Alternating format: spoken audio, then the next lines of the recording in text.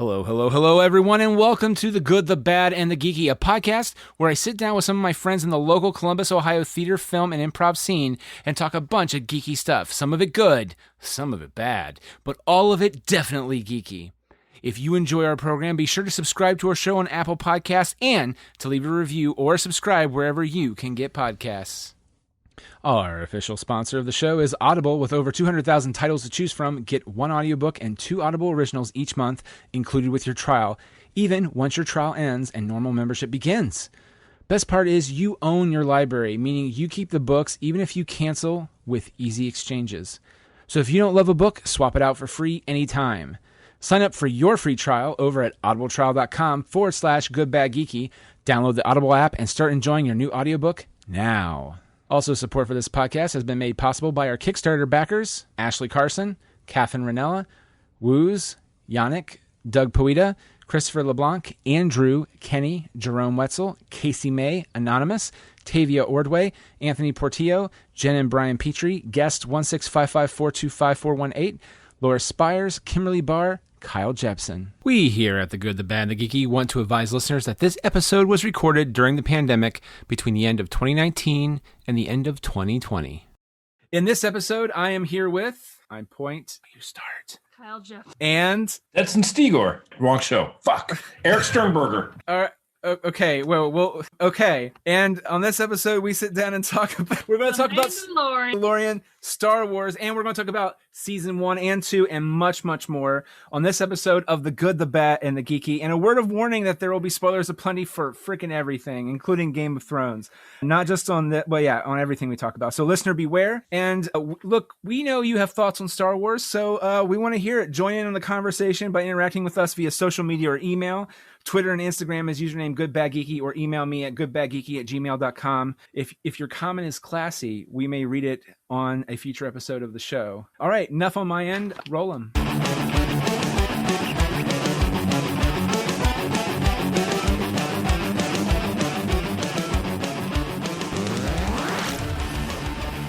This one is about Season 1 and 2 of The Mandalorian, because we kind of didn't go over Mandalorian Season 1, but I mean, so it's really more of a updating on where we're at with Mandalorian, being that Season 2, at the time we're recording this, just ended like a week or two ago. So I'll just go around. Well, actually, let me ask this first. I'll start with Kyle and then head over to Erik, because Erik, I know you've seen pretty much everything. Kyle's shaking her head. Yeah. Kyle assigned herself homework that she was going to rewatch like a lot of shit before we record this. Did you get a chance to know it? Okay. Absolutely not.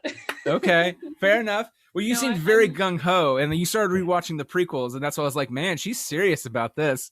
No, I got through. I'm in the midst of Clone Wars right now. I honestly thought this was going to record later next week and not tonight, and so I took on a Herculean effort amidst being home for the holidays with my mother. I did a complete rewatch leading up to Rise of Skywalker, and it took me a while. Yeah, and I mean, like, Clone Wars, once I can sit down and just like not be distracted, but I mean, like, it's been almost a week of me being home with my mother because we're in each other's, pods, for anyone listening in the future, COVID times. But so her and my time has been spent a lot cooking and baking together and watching a lot of, the sappy Christmas stuff you watch this time of year. The good thing is that Filoni, and I don't know, you have not gone that far yet, but Jon Favreau actually comes on board in terms of the timeline of Star Wars and what Dave Filoni's doing during Clone Wars. And it's in particular during the Mandalorian stuff. And it's really fascinating. And I feel a lot of people who, one of their big nitpicks with the Season 2 finale of what's the name of the blade, Erik? The black lightsaber. Oh, the Darksaber. The Darksaber. The Darksaber, a lot of people had problems with because they have no concept of Clone Wars and the Mandalorian creed of whoever holds the Darksaber, and you have to fight each other in battle. And they kind of tackle that in Rebels a little bit, or they kind of go against that grain. But so there's an interesting theory on that. Yeah. And I feel like we're kind of going all over the place here before we talk about the actual show. But yeah.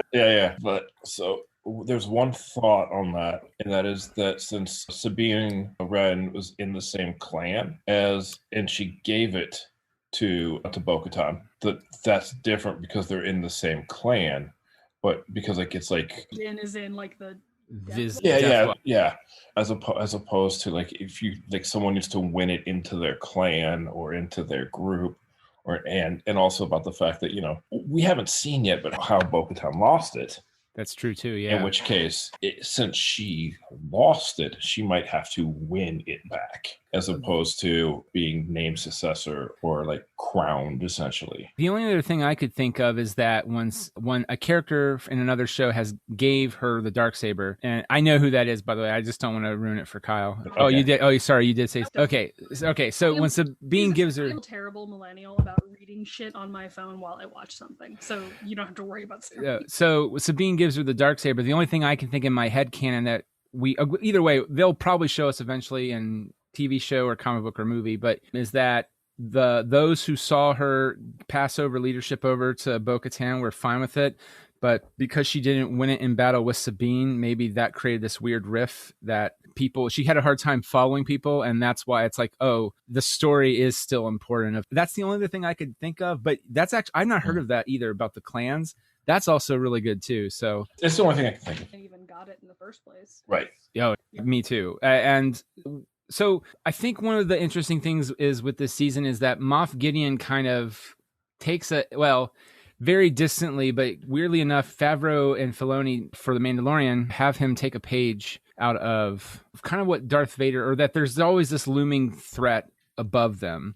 And we don't know who it is exactly, except for it's the Empire. Someone, or possibly someone under the Imperial guise, is doing that. And when he's revealed at the end of season 1, and it's refreshing because I feel that's maybe, and this is always debatable, it's kind of a problem in episodes 1 through 3, that we know it's Palpatine. We know it's Palpatine. Unless you're like a little kid and you don't know anything, you haven't seen any of the movies, you don't really know. But 9 times out of 10, you know it's Palpatine. But like, it's a different looming threat. Like there is no constant kind of bad guy that's kind of guiding your viewership, which is kind of refreshing. And I feel like they took a page from that, but while heavily leaning into like the whole lone samurai, lone wolf and cub thing, which I absolutely thought was really a master stroke on their part. Well, that was Favreau's pitch. Yeah. Kennedy asked him, well, how would you feel about doing a Star Wars TV show? And he pitched basically Lone Wolf and Cub. Which is really just a smart, and I don't know who, was it Favreau whose idea it was, is to make the child whatever species Yoda is? Yes. That was good too. In the art book of season 1, they have all the different attempts at designing, which is amazing. Just about all the different ways they're trying to go and trying to find it, and like making the eyes a little bit bigger, making this specific design things. Like Favreau wanted to see like no white in his eyes, and just like there's like very specific kind of things. And basically said like there was one drawing that as soon as one of the guys did it, they were like, done, that's it. That's fantastic. Well, I mean, and the interesting thing is too, is it's so great that they can do practical with him, because ILM and other workshops, they have done that kind of stuff. He looks like a naked green version of Gizmo, like the cute one from Gremlins 2, not that really ugly thing from Gremlins 1. That video of Robert Rodriguez, who directed the finale. Yes. Oh, he didn't do the finale. He did the Boba Fett episode. The one with the temple that there's a video of him playing guitar with the puppet of Grogu and him like jamming out with Robert Rodriguez. Yeah, and I don't know if you hear this, but it's about 8 seconds into the video, you can hear the baby coo. I mean, it's annoying how adorable it is. And it's also awesome too, because that means they have some of those sound effects for the child available I really don't think that, I could be wrong, it's Robert Rodriguez. He does a lot of in-house stuff, or do you know what I mean? Or he could, but I really feel like since they're very, like, if we can do practical, let's do practical, that they would have a sound effect that if they press a button, the baby will make a coo sound of some kind. Well, that's the biggest thing with me actually rewatching the prequels is, like, I remember being, I was 11, 12, 13 when the prequels came out, and I remember it kind of being the first time I was really disappointed watching a movie and going, oh, that isn't what I felt the first 3 movies. And in a way, and I talked about this in a video, it kind of made me appreciate even more practical effects, which I really love. I mean, I know like some of, Grogu is CGI. Oh yeah. Rewatching the prequels, I was like, it made, like, you can tell the majority of Baby Yoda / is puppet. And rewatching episode 2 especially, I was just like, I couldn't, like, it wasn't, I don't know, it still just doesn't sit right with me watching those early 2000s like CGI editions and then the prequels. Well, and I just wonder what would have happened if George had the volume back then, how much better and more interesting it would have, at least for the actors. Because I feel like even from the actors, you really do get a different vibe. And it's not just with Star Wars, it's other things that have been pure CGI too. Like you get a really different vibe. I feel like if you have props on hand or whatever. And I know sometimes it's a little bit better when they do like what was Peter Jackson's company called? Widget or something? They're in New Zealand. Weta. When Weta does, they really started honing in on the whole motion capture thing with Andy Serkis. And you can do motion caption with different actors. And that was a whole thing. James Cameron did an Avatar. Like, cool. And that helps a little bit because you can bounce off other people, but you're still looking at a bunch of people in like bald suits or whatever. It's what I always love is like then when they started bringing that back with Force Awakens, which I thought was great on JJ's part. But like it's one of those things when you look at it, some of the designs are so amazingly done to hide people. One of my favorite ones from Force Awakens is there's a guy who's carrying crates on his back. He's like this old man who's like bent over and has crates strapped to his back. Not an old man, but like old creature. And he's like hunched with the head in front and everything, and these crates with creatures inside of him. He's like selling rare creatures. And it was designed to the fact that it's like one of those, like someone riding a dinosaur kind of Halloween costumes, where the guy, his legs are the puppet and he's standing up in the crates that are masked by all these other creatures. And that's how he's like walking out, and the strings of the guy isn't him holding the cages. It's basically the guy inside managing the front of the puppet. It's like seeing that kind of amazing creativity. It's like that's what I love. Yeah, and I feel like and Favreau was completely against CGI back in the day, like 100% against it best he could. Like he wanted, which there's a part of me that is like, well, I get that, but it's like he slowly started dipping his toe further into the water before he finally jumped in. Because I remember he did Zathura. He didn't even want to do anything for the robot, but he was forced to by the studio. CGI and made. There's a difference between like resisting it until you can't versus going in and being like, just we'll fix it in post. Is kind of how I feel like CGI in that day was tricked. Well, the reason they could even do Mandalorian is basically because of the stuff he developed for Jungle Book. Oh, really? Yeah. Like, I mean, I immediately Captain Marvel. Yeah, look, this is why they reached out. Kathleen Kennedy reached out to him, is because of what he did with Jungle Book. And that's when they started doing like the digital screen walls that they could use with the CGI and the blue screen and the motion capture, and they could tie all that together so they could get so they were viewing it in real time, and he was able to direct. And so basically that was the first iteration. And then like that's one of the viewable live action remakes is Jungle Book. Yeah. And then they carried that through into Lion King, and basically after 2 times of it, he had the technology to a point where he was like, I know how to shoot this, which is good. For the ladies in our audience, let's go back to like when Mandalorian Season 1 came out. How did you both feel like when you first watched it? Yes, for the late. What are you asking now? For the ladies in the audience? Yeah. Well, here's the thing, man. I dug it, but I dug it. I really did, and I was super excited for it. But I at that point had, I guess, kind of seen Clone Wars and I saw Rebels, so like I knew Filoni is involved. I didn't know to what capacity, but I already had a good vibe about it. So when I started watching it, I was like, this feels like Filoni's kind of touching it here and there, and it has kind of that weird master stroke involved. So I really enjoyed it. Eric? Yeah, well, that's the best thing is that the fact that it all came together because Filoni used Favreau as a voice in Clone Wars. Yeah, and it's tied heavily to the Mandalorian stuff. So when you do get to that point, it's actually, this makes sense on why he's doing Mandalores and stuff. It's because Favreau was there doing post-production on, again, Jungle Book, I believe it was. And he like kept asking, kept like doing that whole thing about like asking, trying to drop hints to get a tour, because they don't take you on a tour of the ranch because ILM's separate. And eventually they finally took him on a tour, and he met Filoni, and he's like, hey, I love the cartoon. If you ever need a voice, let me know. And Filoni's like, well, fuck yeah. And so like they kind of like worked with each other a few times, and then became, which is an awesome thing too, because from reading the book, they talk about how like they really do complement each other. And the artists and the designers were saying that they basically, everything it really only takes 3 takes of designing, because the 2 of them know what they want, they know the language, and they can communicate it so well that they can be like, it's other than designing Baby Yoda, but they're like, hey, this is the thing we're going for, and they have such a quick shorthand of references that the designers said basically get everything in 2 to 3 takes, which is why they're able to actually produce the show so fast. But yeah, I mean, because like the second season of this show literally almost it wrapped production maybe a week before Hollywood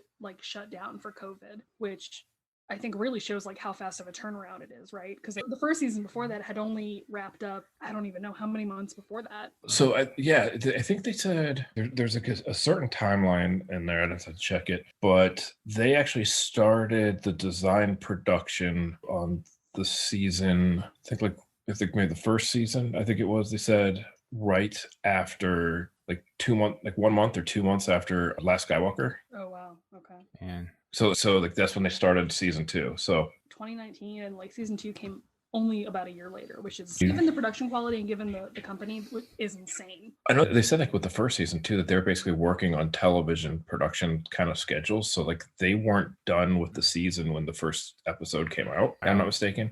But they also shot it so that like 1, 3, and 5 all shot at the same time. I think all the ones that use the same locations, they shot at the same time. They shot based on location, but which is funny because it's the volume and they can program the location. Yeah. Well, I mean, for the most of it, like they did some shots that were outside, like they did actually do sets outside or whatever.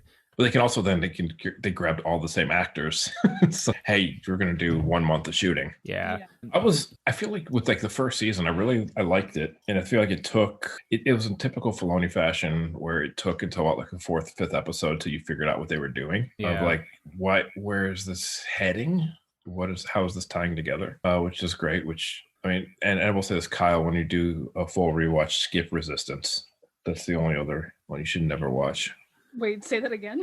Rebels? Resistance. Oh, that's the other series? Yeah, I'm not going to lie. Erik stuck it out through the whole thing. I did not. Well, I'm not going back to work until April at this point. Hell else do I have to do? Well, I mean, don't. Yeah, we're it's like, when you tell people not to watch the first season of Parks and Rec, and then like jokers tell you, but I have to watch everything. No, you don't. No, you don't. Well, I mean, but to be fair, Nick, I did go back and rewatch Parks and Rec 1 after I fell in love with it, and like I was like, okay, I can see some of the startings of what was happening here. Oh, you all people told me to skip season 1. I completely agree that they were trying really hard in the beginning to be The Office 2.0. You all were the ones who were telling me to skip season 1, and I was the guy that was just like, no, I can't. I didn't do it, and then right when I got 2 episodes into season 2, I was like, I could have Was it the Penguin episode? Because it was the Penguin episode for me that I was like, oh no, this is actually really funny. I enjoyed the first. Actually, I mean, technically, I enjoyed the first episode. They brought Adam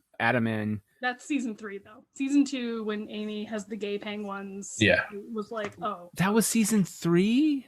No, I have no concept of. Yeah, Adam Scott and Rob Lowe were end of season 2, beginning of season 3. Yeah. Shit. I have no concept of. Well, that's not true. Point is, I did enjoy season 2 pretty early on from the get-go.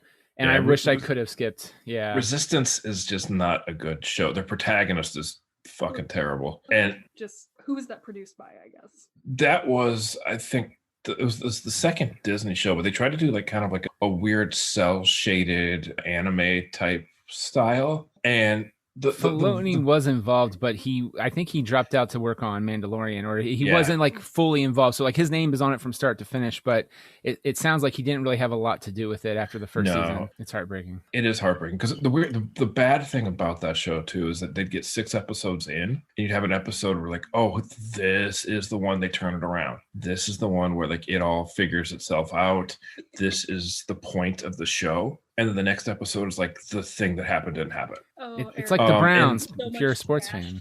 And the worst part about it, and it shares DNA with The Mandalorian, so I'm going to tie this all back, is that Resistance has so many great comedy actors doing voices. Horatio Sands, I believe, does one on that too. But no, he doesn't. I'm sorry. Bobby Moynihan does a voice. Donald Faison, Jim Roush. There's a lot of good like comedy. It actually has a gay couple that's an aliens that run a scrap shop together, that is Jim Roush and Bobby Moynihan. They don't explicitly say it, but yeah. But it's got little things like that where you're like, okay, maybe it'll get better, and it doesn't. The series had a gay couple before the MCU had a gay couple on. There are at least a dozen in the books. Yeah, I know.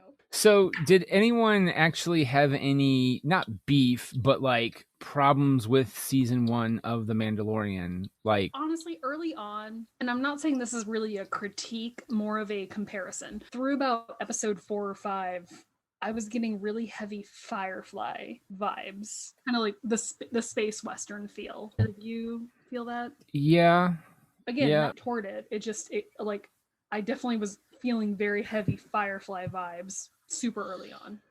I did, but I also felt like, okay, this is going to be a show of homages, where it felt like almost every episode or every 2 episodes or so, almost every other episode was a definite homage, especially, the Kurosawa one being the most obvious, that Bryce Dallas Howard directed with The Fishing Village, and Eugene Cordero, great comedy actor and improviser, hidden in that cast. But I didn't feel like it was a detriment. No, but I'm not saying it was. It was a similarity I noticed. And also my other big beef in general with this season and with the show is it Gina Carlo playing. Yeah. I try very much to be separated from the person individual. The person. I really liked her in season 1 before she went insane. Yeah, thank you. And like she was in Deadpool, and I was like honestly, and for anyone who has never seen me, I'm a plus size girl, so I really loved seeing a girl who was beefy and big and strong and like could kick ass. Like it really, like when I first saw that character, I was like, freaking yeah. How terrible that actress was, because she's a transphobe, she's right wing, like she's just not a great human. Anti-masker. Kyle, if you need to find an amazing kick-ass thick girl who I do not believe is problematic in any way, please watch The Expanse. Yes. I will write that down. It is the best sci-fi television show currently running. Is it on a thing? So it started out on Sci-Fi Channel, but was really good, so it couldn't be there anymore. Yeah. So it's based on books. It's based on a series of books that are like 9 books in. But yeah, so they did like 3 seasons and then canceled it. And Amazon was like, looked at how many people watched it on Prime, and they're like, fuck this. And then they brought it back. So it's in the middle of the 5th season right now, and they've announced a 6th and final season coming up. Well, okay. Well, I'll have to check that out. But yeah, you got to check out. My interests go from space cowboy melodrama to like bridge. This is Game of Thrones in space. Well, I mean, not season 8, then I'm okay. Yeah. Well, so far, halfway through season 5, and it's still. We found out that D&D can fuck up shit real quickly, but we'll see. Anywho'll be. So the Mandalorian itself, first of all, like, I remember being very annoyed when Disney Plus first we're like, yeah, we're going to release this weekly. But I think this is kind of smart now on a streaming service's part, because it's dissipation. Amazon started doing that now too, with The Boys and with The Expanse, where they drop the first 3 episodes and then go weekly from there. Which, because I felt the same way too. Like, it was more like I was frustrated just because I enjoyed it right off the bat, but I wanted to get to the next one. But I also appreciated it too, because, the last major show I remember, honestly, outside of Game of Thrones, that was on network TV, that like right off the bat, a lot of people talked about. Game of Thrones, it felt like it took like up until Sean Bean getting his head cut off, spoiler alert, in the end of the first, like 3 episodes before the end of the first season, like, or whatever it was. If Sean Bean's in anything, his head's coming off. Right. But it was just rewatched. You know what I just rewatched recently that I was like, it's a bad movie. Don't come for me. Troy by Wolf does not die in that because he's Odysseus and he has to go on a 20-year journey after. But I remember being like, oh, Sean Bean's in this. How is he going to die? Well, someone's did a scientific study, like an actual scientific study, they thought, and it was just like he dies in all the movies that he watches, or that most people watch, are the movies he dies in. But he does such a wide catalog of movies that he actually survives in more of them than he dies. It's just that the ones that we watch, like National Treasure, Patriot Games, Lord of the Rings, aka the blockbuster films and TV shows that he's in, are the ones where he all dies. And like that really, it takes up a smaller range of, I forget who it was, but someone in the comment section said it's like the old adage of The Simpsons about what was good and what was bad. Like if you go up into like around season 9, but it's run for 30 seasons or 29 seasons or something like that, is that if you agree with that sentiment that there are now more bad episodes than there are, it's kind of that same vibe, is that the impression is that Sean Bean dies a lot, but really he's done more than that. It's insane. But usually people, I remember outside of Game of Thrones, they didn't equate that as, I didn't hear a lot of water cooler talk about that show until Sean Bean died towards the end of the first season. But Mandalorian, it was two things. It was, they're launching Disney Plus off of it technically, and they're doing weekly. And the last time I can remember was Lost. And they wanted, and Disney, I think, was incredibly smart with this, and the fact that you couldn't do a 1 month thing because we're not dropping it all at once, and they hit you, and that's where then Disney was smart, and also I think Favreau and Filoni were smart, and the fact that every episode, especially early on, gave you something to talk about. That's true. That each one of them was like, oh shit, they brought, and it was a way that they brought in just like unexpected moments with history and got you to talk about the points every week that I think has really helped the show. And having a weekly delivery service like every week at this point is probably going to hurt you if you're the Sopranos, where entire 4 or 5 episodes would go by where it would feel like something was going to happen, but nothing did. So it was still good television,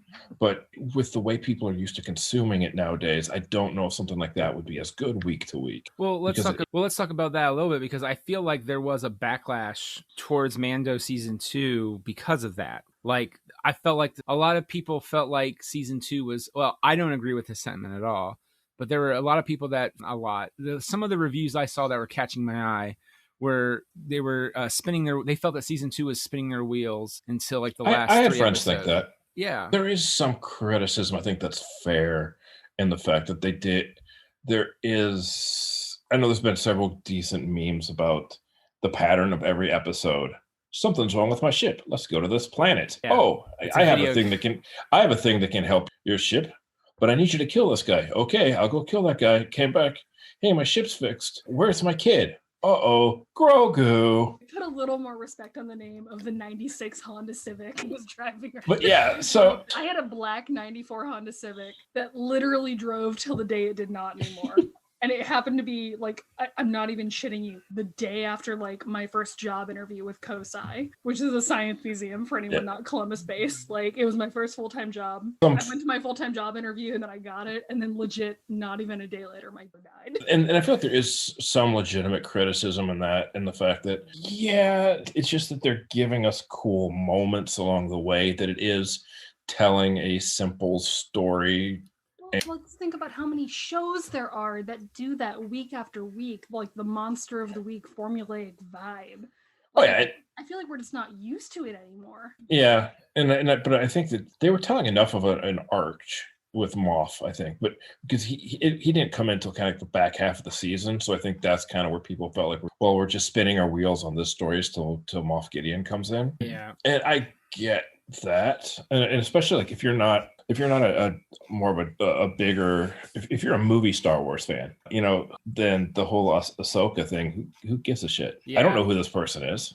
Oh, it's Rosario Dawson. That's cool. They're like, I could say like I'm probably a movie fan, if you will. Like, I'll come out and say I read a lot of Reylo fan fiction like earlier, but that's who I am. But like honestly, when she showed up, I was freaking hyped. Yeah, it's like what, like the most we got of a female Jedi before that in the movies was a depiction of a woman getting killed during Order 66. Right? Yeah. Well, that's because Shakti wasn't in enough, but that's all right. Erik, I'm really excited to argue about you with this when I know more about what I'm talking about. I agree with you in the movies. They did not show that well enough. Uh-huh. Okay. I read Dragonlance, not Star Wars books, because I had a pivot in imagination. And I also don't think there's anything wrong with movie Star Wars fans. I've got my friends that are just movie Star Wars fans, the ones I heard those concerns about that they're spinning their wheels. And I feel like there were a decent amount of moments, I think, in season 2 where they dropped shit for hardcore fans. That was like, yeah, where they dropped things for the hardcore fans that were like, oh, fuck yeah. But like, you know, like my friend who had that complaint was like, he messaged me, goes, who the fuck is Thrawn? Yeah. So I feel like this is a legitimate concern that Thrawn means something to me. But not you if you've not seen or heard about the character. I feel like you could say the same thing about like a lot of season 2 shit, like, because there were a lot of concepts introduced that, yes, if you had not watched Clone Wars, would not make sense. However, I feel like with the right storytelling, with the right, like, you know, framing, it'll work. Because honestly, I have very few like reasons to not like season 2, because I feel like they framed it in a very good way to, like, you know, that sort of lore of the Darksaber, of Bo-Katan. Like, I did not feel like I needed additional context. Well, I'm glad to hear that. I really am, because I really enjoyed it. But I said I did hear that from some people who... Yeah. Well, the thing that I thought, as being that I know how television shows work in terms of you try to stretch out a television show as much as you can, just because it's good money. I mean, usually. Tell that to Nikki and Paolo. Well, bringing it back to your Lost comment. Well, no, they did. Yeah. Oh God, sorry, I just caught up. Oh, that's it. Just Kyle caught up. Here's the thing, you know, that as a Lost fan, and as a writer, I appreciate what they were trying to do. Yeah. I also appreciate that they had time to recalibrate and take care of that situation. But that was like the quickest retcon in all of like entertainment history in a way. Yeah, and you got to remember too, that was back when they were still arguing with ABC on their schedule, because I think the plan was they did 7 episodes for first half of season 3. They would come back, and then I think it was right when they came back as when they took care of Paolo and Nikki, because they had time to recalibrate the whole show. And that's also when they worked out their deal. I think they're like, we're going to end it at 6 seasons, however many episodes, and yada, yada. And you can't break the season up anymore. We need it because fans are getting too angry, and we agree with them. And you're like, cool, I get it. Yeah, it was like that and those. Okay. Yeah. Heroes is a big old less said there, the better. I did have one complaint with season 2, and it was that there were, for a few episodes there in the middle, it felt like Mando was in someone else's show. It felt like to me that he was not driving any of the show. It was like, it's one of those things like, and Nick, you'll appreciate this as a writer. It's kind of like when you have a main character who's being dragged everywhere as opposed to initiating action. Oh, see, Erik, I kind of loved that actually. I loved the concept that Din was just someone who had no idea who everyone was. He was like, I mean, I assume if you're listening to this, you know the ending. If you don't, stop listening now. But like when he looks at Luke Skywalker and he's like, "Are you a Jedi?" Like, I feel like I love that kind of Din is perceived as a secondary character that literally has no idea that he is in Star Wars. Like, he is just trying to live his life. Well, and I think that was a really good version of it. But I think there was definite parts along the way where he felt like a supporting character in his own story. Well, so I guess that was one of the complaints that I also saw was, and I'll was tying into my last point I was trying to make was with, in terms of a normal TV show, you're trying to draw it out as long as you can normally. And so I thought the way this was going to be was the end of season 2 would be he finds some more Mandalorians. And then that would be season 3 set up as that would get him on the trail to the Jedi. And draw that shit out. Make that Star Wars money, that Disney Plus money. That's how I thought it was going to be. 2 episodes in, I think it was episode 2, right? Bo-Katan, or episode 3, Bo-Katan shows up. Like holy shit. I don't know. Like, one of the big complaints that I also saw. But I think that was also right after the episode that was all Cara Dune's, where he was basically backseat to her. Yeah, that was the other thing. The other complaint is that the whole season 2 was either Return of the Jedi or it was backdoor pilot. And there were a couple backdoor pilots. And here's the thing. I guess that didn't bother me as much, to be honest with you, because if it was a character that we never met in the last season, and I feel like it paid off by the end of the season. Like, it just wasn't because sometimes, at least on old network TV shows, and not as much these days because there's not a lot of backdoor pilots that succeed, but like like they would introduce a backdoor a character when the CSI group suddenly has to go down to Miami. Yes, right. And you're just like, and they're not even in the episode. And then one of them goes like this. Like, yeah, the Who pops up for some ungodly unknown reason, and an explosion happens in the background. Really bad pun at the camera.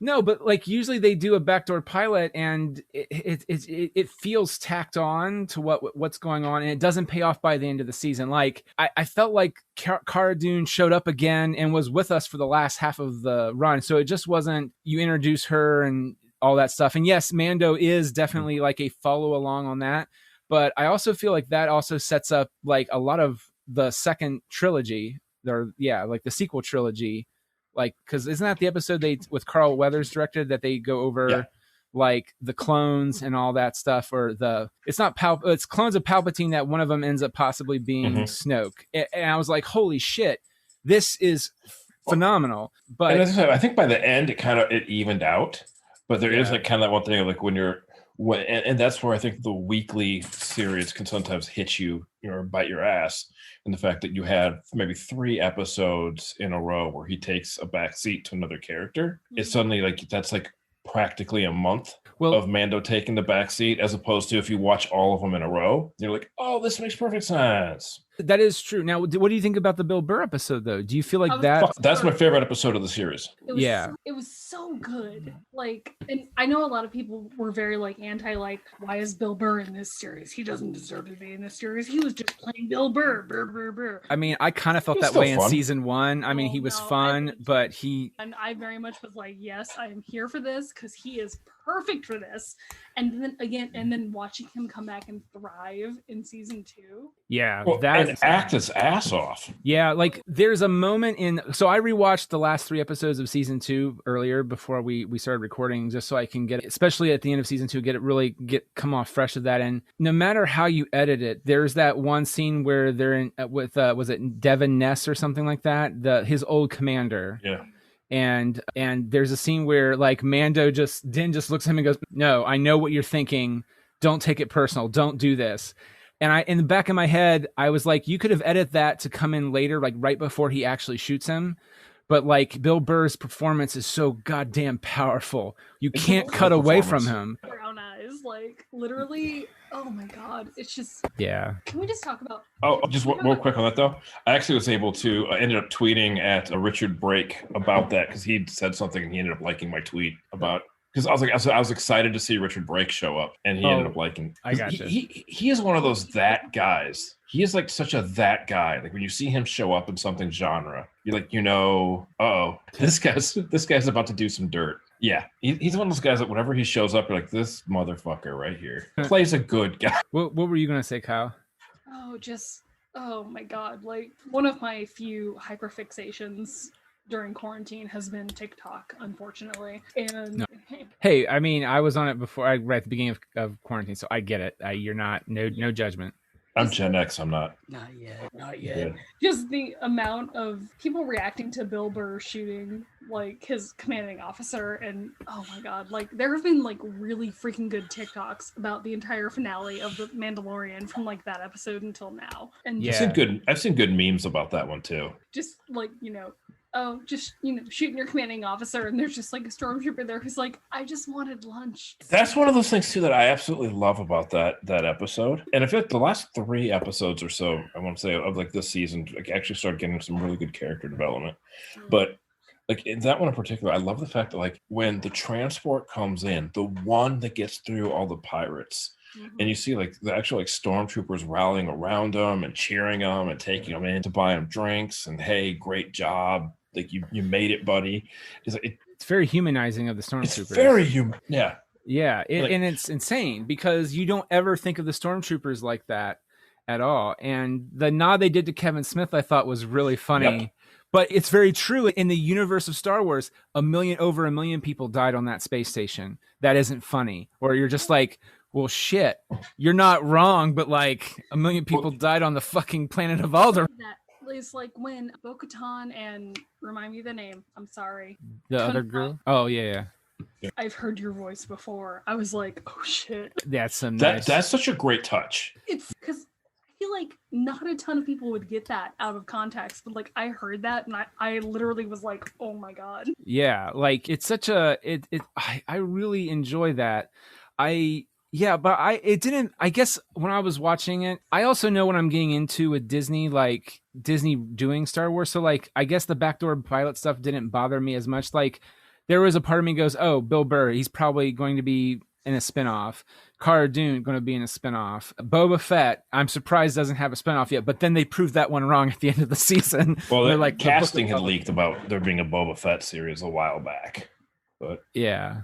So the thing I'm going, somebody at the very end of like the video of talking about the finale of The Mandalorian was when somebody went like, oh man, I don't know why, but it fucking slayed me. That is great. Well, I'm not gonna lie, there's a part of me that so my favorite character in Return of the Jedi back when I was a kid was Max Rebo. He was the big blue elephant guy that played on the piano, the circular piano, and he was one of my favorite toys too. When my mom got like the old sets, like it was so cool. Yeah.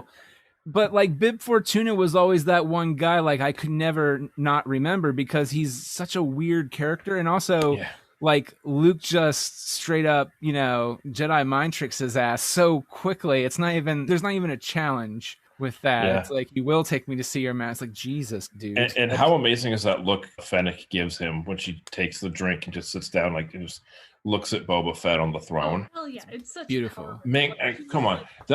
I'll tell you what, that is the one thing, like in general, that I was just like, oh, thank you. When Ming-Na Wen came back this season, I was so bummed that like they only had her for an episode in season 1. I'm like, she is the most badass like person. I was like, no, but then of course you see the previews for Bad Batch. She's a character in that. Oh, I did not know. See, I forgot. In the Bad Batch cartoon, Fennec is in the preview. It's a spinoff of Clone Wars, the TV show. It's pretty cool. As a lady, I feel like I cannot go past like that moment in the finale where the 4 women sorry, my mom just sneezed, through the spaceship shooting up stormtroopers like prior to Luke's arrival, and how it felt so much more natural than the girl power moment in Infinity War. Like, I felt the same way. I was like, there have been so many like critiques about how that Infinity War girl power moment was like fake, and I was like, no, it wasn't. It was fine. I liked it. But up until this moment, I was like, oh no, that was really forced. And I hated that moment because it was not earned. Rewatching it now, I'm just like, why? Those characters didn't know each other. There was no. It was obviously so constructed, but here with Kara, good. It was so good. Because they were naturally on the same mission. They all knew each other and they were coming together as part of the plan. Like it was already planned out and all this. And that one, it just felt like it was designed and shot to give you a quick. Like it was a good job. It was a bunch of women coming together and being like, cool. The Boys has a scene specifically because the female writer was enraged from Avengers. And so, that's another good one too. Yeah. Did anyone feel like it was Return of the Jedi though? Like season 2 was very Return of the Jedi? Like I don't. So the interesting thing is Favreau's on record as saying that's his favorite movie. It's my favorite too, man. Like we've talked about this every time we do a Star Wars episode. Like I'm still on the New Hope. And see, that's valid. That makes sense to me. Yeah, see, when I was a child, it was Jedi. Now it's Empire. Sure. Yeah. Well, that tends to be how it usually goes. It's like it's Jedi, then it becomes Empire. And then if it doesn't stay Empire, it becomes New Hope. Jedi can mean different things. And I will say on record, my favorite of the sequels, I guess we'll call them, it's Jedi right now. Yeah. I mean, I agree too. It's the only one that takes a big swing. And that's an argument for another time because Erik, actually, I think you might probably have the book where they talk about how like George Lucas's plan was that in episode 8, Luke was a hermit, kind of doing the same thing he did in Last Jedi. Yeah, somewhat, yeah. Yeah, and then but still he renounced the Force and all that other stuff. Like I saw like an excerpt of the book where they were talking about that because I think it's the Star Wars theory guy was just like, being that Lucas wanted to do that, I don't maybe think I dislike it as much anymore, but it doesn't make me. I feel like Rian Johnson did this other thing anyway. I don't agree with. I thought that he nailed it, but that's me, Rian Johnson. So my only problem. And I have no problem with the finale, and I feel like it actually all completely makes perfect sense, how everything played out, is that it does kind of bum me out that they had to bring a Skywalker in. just in the fact that since the Skywalker saga's done, I kind of wanted to also be done with Skywalker. Well, do you think it makes sense? Like, because honestly, outside I think it makes sense. I think it makes sense. Okay. I guess, would you have rather it been? So, and that's where it's like, to me, it makes perfect sense that it's Luke, because anyone else would be a swerve that would either be so far out of left field that it'd be like, wait, Mace Windu's alive? What the fuck? Or it would be someone who no one else gave a shit about, that only people like Nick and I who've seen all the other stuff know. Would be like, if like Quinlan Voss shows up.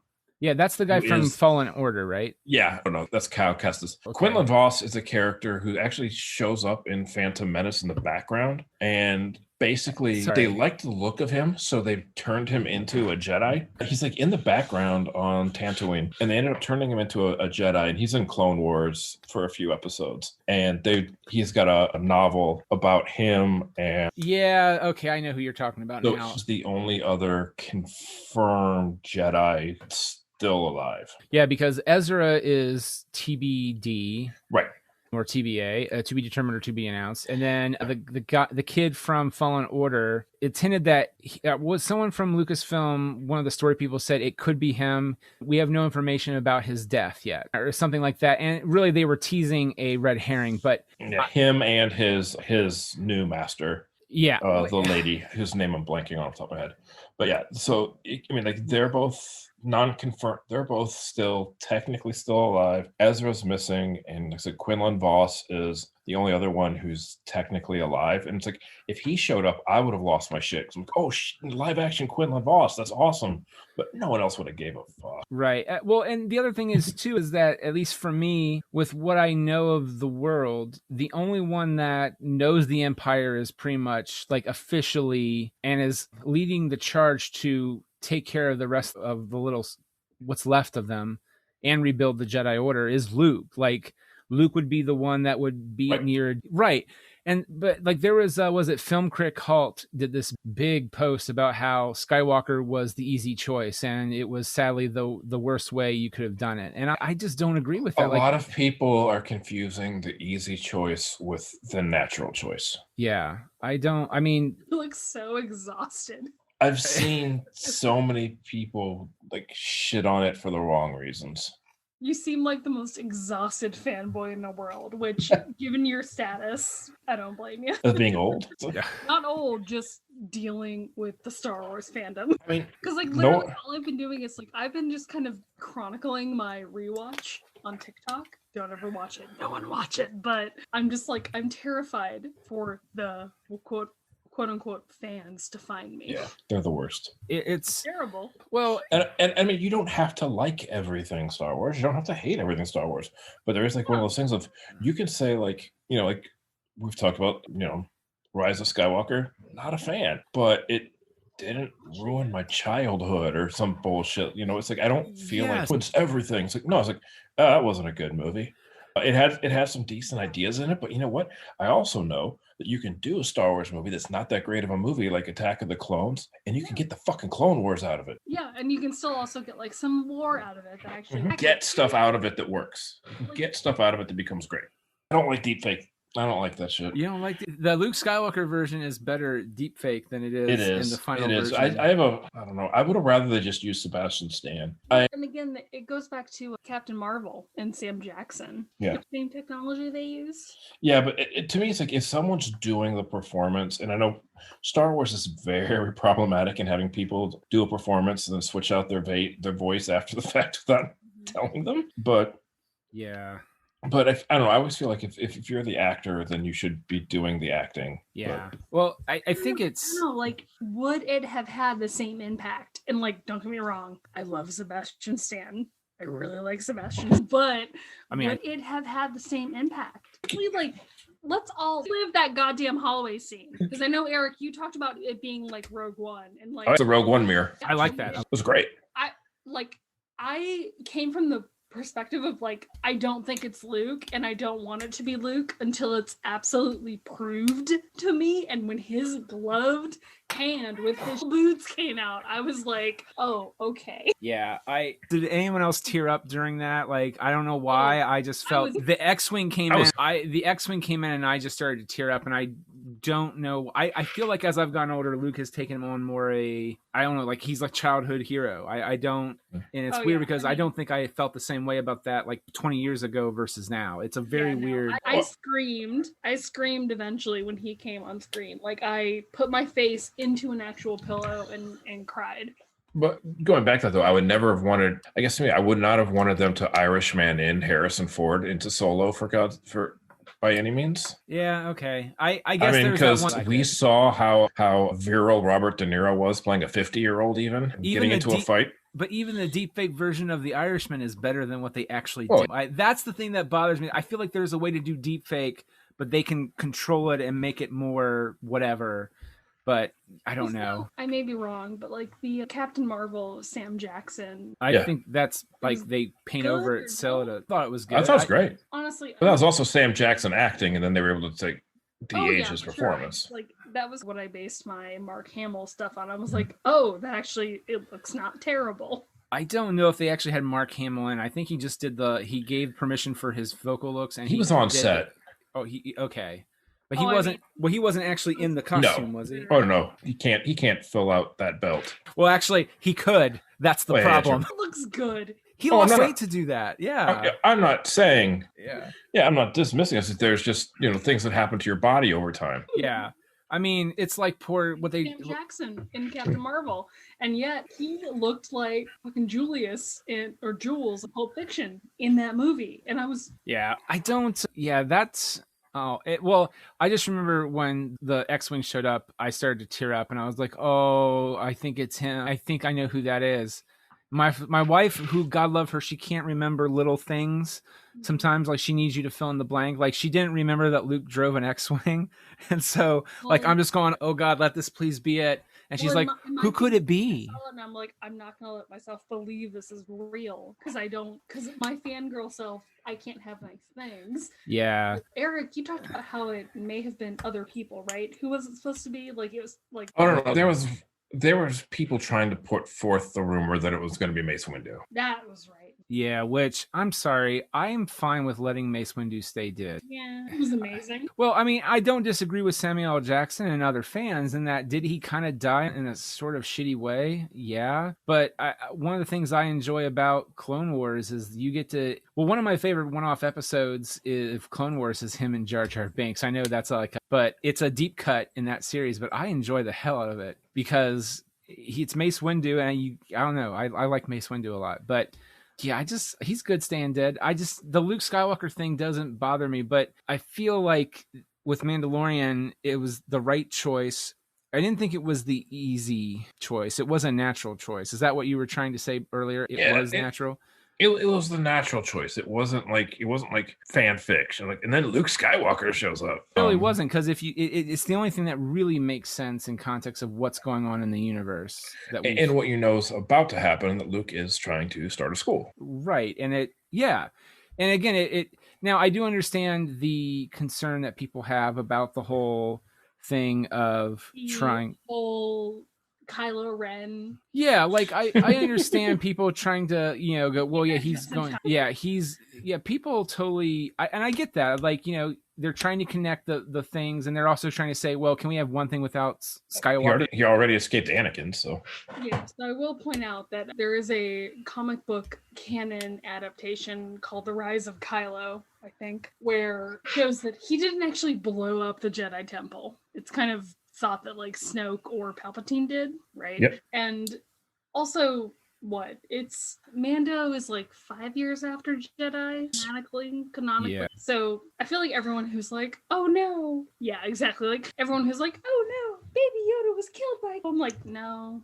10 years. Exactly. And I mean, based on Luke learning the Jedi arts, like after a week, and also Rey, God love her. Like, who's a Jedi lately, it's like you get like a week and a half of training and you're good. Did I tell you how I wanted the whole season to end? No. I wanted him to point out the fact of like, when he asked Luke, "Are you a Jedi?" I want to say, ask him, "What's your name?" Luke who? And have him pause and be like, "Luke Yoda." Then wipe out and it's over. Well, that's because of the rise of the Skywalker. Womp. Well, yeah. Like literally is like in the middle of a goddamn Star Wars story, and he has no idea. He was like looks at Luke Skywalker, Mark Hamill, and goes, "Are you a Jedi?" Yeah, I love that, and the fact that first, like, obviously by this point, people don't even know who the Jedi are anymore, which is like the one thing that's always been like, it's one generation, but clearly we can forget about Nazis in one generation, so it happens, unfortunately. But like, that is always the thing. Like, I love the fact that, like, you think about it, if you don't know what a Jedi is, all you know is they're like this mythical wizard. You've also been fed propaganda that they were bad and tried to cause an uprising and overthrow the government. To a normal person, Mandalorian and Jedi are kind of right. To a normal person, a Jedi showing up is probably going to be fucking terrifying. Yeah. Some guy just shows up with a light sword and moves people with his hand. Yeah. Terrifying. Yeah. Can you imagine I think about it this way, being a parent, not knowing anything about the Force, Jedi, Sith, any of this shit, and all of a sudden your kid starts moving stuff with his mind? Yeah. You're gonna drown that witch, or what are you gonna do? I mean, and on the upside, that's the other thing, is that most people, the Jedi, would take their kids away from them, and sometimes it would be voluntarily, but other times they would take them away from their family. And put it in that kind of context, how much of it is the Jedi knowing that if they don't get to these kids quick, that these backwater communities in the Outer Rim are going to stone a child for being a witch or something? That too. I mean, yeah, I've never thought of that. That's actually a bummer. That's where I go with this shit, baby. Like, question. Yeah. Season 3. So season 3, the argument has now been made for Grogu / Baby Yoda ever coming back. How do you both feel about that? I mean, I think he should come back because he's tied to the lead character. I feel like we would benefit from a season with just Din being Din. I feel like eventually, if Grogu comes back, great. But in his current capacity, no thank you. I want it to be like the Ahsoka episode. And what I mean by that is that, because here's the thing, the moment Luke Skywalker did show up, it's not the easy choice, it's the natural choice, but you do tie everything into the larger narrative. And so you want him to come back in a more intelligent role? Well, no, I the thing about Ahsoka is that she didn't feel forced into what was happening, because Ahsoka is such a powerful character from what you've seen her in, that even in Rebels, I mean, it's a weird balancing act, but there are times where Ahsoka's just lone presence in Rebels just make you just don't really care about everything else going on. You just care about Ahsoka. And that's not a bad thing. That's how wonderful the character is. But I didn't get that in Mandalorian that much. It was just more cool that she's there. And how is she there to service the story of, not that she doesn't service the Rebel characters either. It's just, it's a weird vibe that she's so involved with what's going on in the larger narrative that and with Mandalorian, it just felt like she's there to further Din's plot, not show back up and keep the plot going with her kind of running category to it. Yeah, I feel that way with Grogu. Like, I don't him just to be here. I want him to come back with a purpose. So, and I've got two thoughts on that. One ties into like kind of like my one overarching question I kind of have in general, which is how the fuck do those trackers work? Sorry. In the fact of like, is there always going to be bounty hunters coming for Grogu, or is that no longer a thing? Oh. Because of the trackers, you know what I mean? And also, like, how do those trackers actually find you? But that's besides the point. That's just a logistics question. Well, I would love, like, 5 seasons from now if Werner Herzog just shows up again. It's like, I would like the child. I would like the child. Except now he's like, he lifts his shirt and it's robotics. Exactly. Yeah, I was fat. I would love to see a first half of the season that actually shows Din dealing with not having Grogu, like too. four episodes or so. Yeah, like with the loss, like not right, having him around. Dealing with the loss, not having him around. How does that change him? Does he start to go back to being a bit darker by not having this? By not having Batman without a Robin kind of thing? Is going through the same kind of arc that The Witcher is going through right now with like having a child, but The Witcher is about 2 or 3 seasons behind. And I could also see like a scenario where he keeps refusing to fight Bo-Katan, and they go and kidnap Grogu to force him to. Ooh, God damn it! Fucking take it. Just take it. But you know what I mean? It's like that's a scenario I could see in season 3. Yeah, I don't. I mean, is they now know that is his weak point. Yeah, that's true. I mean, here's the thing. I don't mind if Grogu shows back up again. There's a part of me that agrees with both of you. Like, I'd be fine without Grogu around for a while. I just don't want Luke to be constantly showing up and being like, oh, because I now have a storyline with the child that this is what's going on. Or that's what I worry about. I don't want that necessarily. Because here's the thing. I will enjoy that. I will buy into that hook, line, and sinker. But the way I feel at the same time, I'm also a little bit more, we have a good thing going with the fact that Luke showed up at the end. We don't need to ruin that. So if they do that and they realize that, okay, Grogu is a weak point, people are going to use it to get to you. And then it could even be just like a hologram of Luke can show up and be like, I once left my training to go with my friends as well. This is where he chooses to be with you for now. That would be acceptable. But again, I would hope that would be the end of the season kind of thing versus, or maybe even a midpoint versus. Yeah, and that could be the end of the season, that he gets him back during the duel. I would love like a season of him just doing what he did, and then in season 4, maybe meeting back up with Grogu after like a 20-year hiatus, where like Grogu can suddenly be like the only thing. Well, that would put us dead into the middle of Force Awakens. The only thing though I would say with that though is that you would have to do is that, and I think that's actually great, but you would need to, and this is what becomes hard. Every episode needs to be all about him, and it needs to further his story, not necessarily just how he used to be, but who he is now as well on top of that. And that's, I mean, for at least thus far, that's been kind of hard for them to do, because it's always been it's kind of like normal television. It's a case of the week of, he shows up to a planet, he needs to get something done, but to get that thing, he has to go on this other thing and kill that person and bring them back and do all this and that so he can. Well, so more importantly, do you think that this series could potentially end tragically? Oh, sure. Oh, yeah. And it wouldn't surprise me if it did.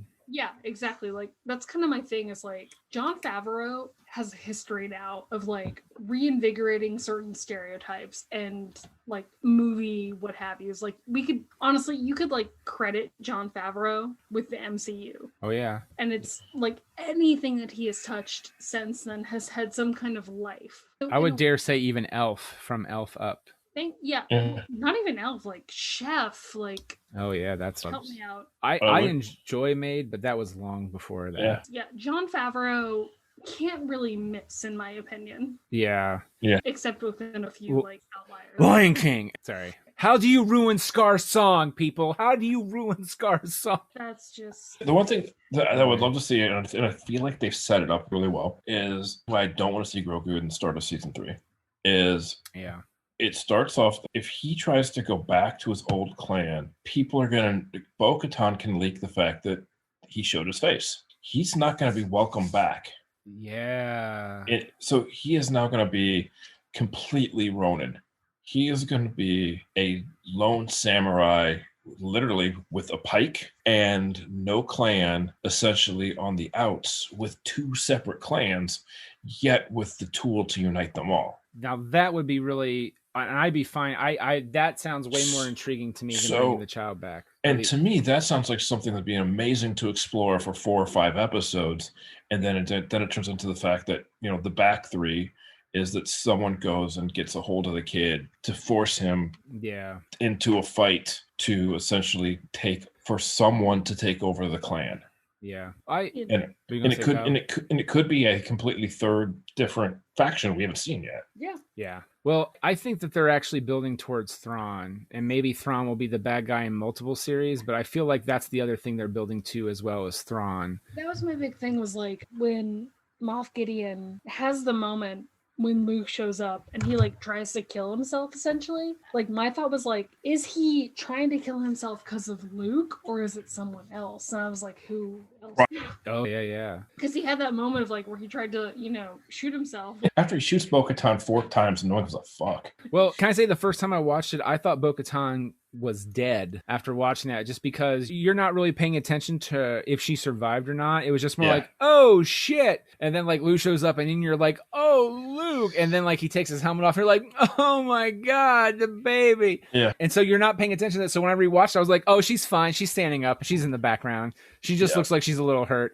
But I was just like, how can they just fucking kill Bo-Katan like it's no big deal? But they didn't. I just completely misread that. And can I just say I'm glad I was wrong? Well, it was the week after they put her action figure up for sale.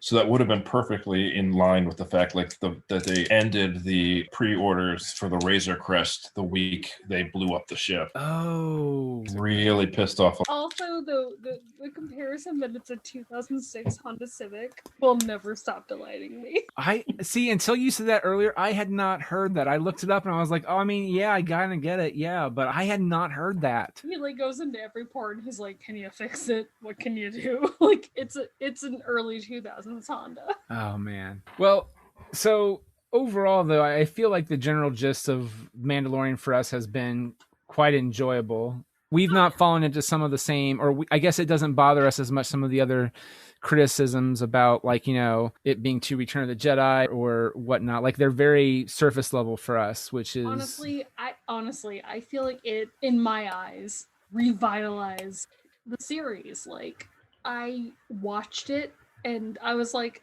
oh yeah, I remember now. I like Star Wars. It's like one of those things. Like I never ever have a problem while I'm watching it. I am so looking forward to and excited and enjoy the episode when I'm watching it. And it's only like I said, like after like 3 weeks in a row where I'm like, I kind of want to see like Din do some shit. Yeah, it's like. So it's never at the time. It's like I'm always so enjoying it. My complaint is I want to see more of them. And so I don't know if that's really a complaint, but Well, it leaves you wanting more in the best possible way, which is, if any show has a complaint, and that's the complaint, that's, in my opinion, a very good complaint. I don't think it killed my childhood. I think I'm of the age that I understand that Disney is a business. Like The Mandalorian was to sell Disney Plus.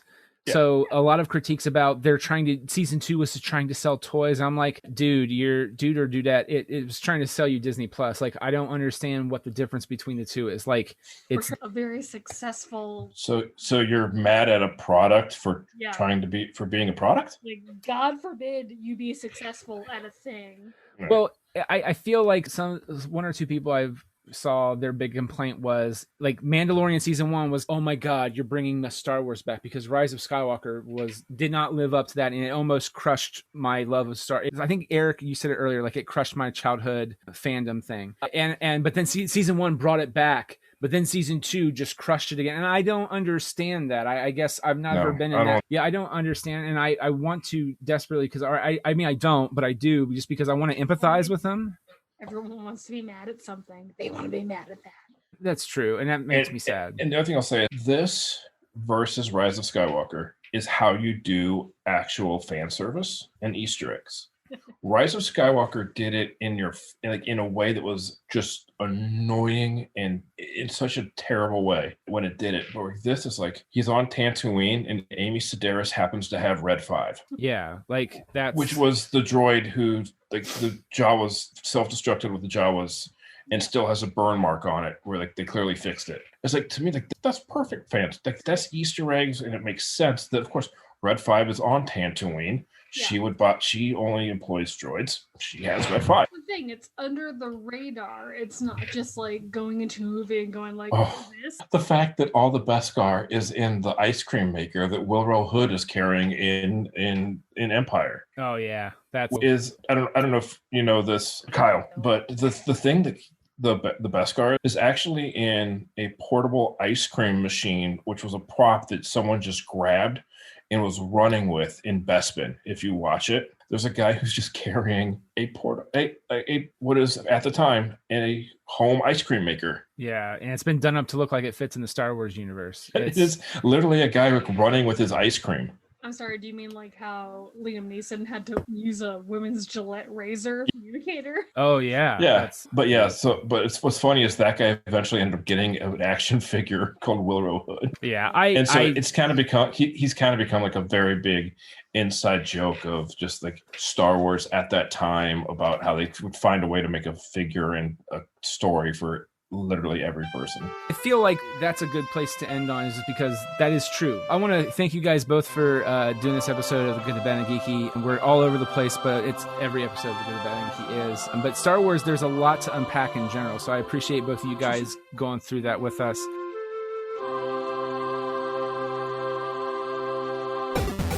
The Good, the Bad, and the Geeky is presented by D4K Studios. Executive producer is Nick Argenbright. Co-producers are Ashley Carlson and Catherine Ranella. The Good, the Bad, and the Geeky is also made possible by our Kickstarter backers. To see our backers, check out our show notes over at gbgpodcast.com. Our theme and end credit tracks for The Good, the Bad, and the Geeky are by chiptune artist Hide Your Tigers. You can check out their music by going to hideyourtigers.bandcamp.com. We also feature the track from Futurama, The Devil's Hands Are Idle Playthings, an arrangement by our own Nathan Haley. If you enjoy our program, be sure to subscribe to our show on Apple Podcasts and to leave a review or subscribe to wherever podcasts are streamed. Get out of here without cheese! You're a creep! Go away! We're having a good time until you showed up, cheapers! Go have some coffee with cream or something! Because I'll tell you something! This is a happy place!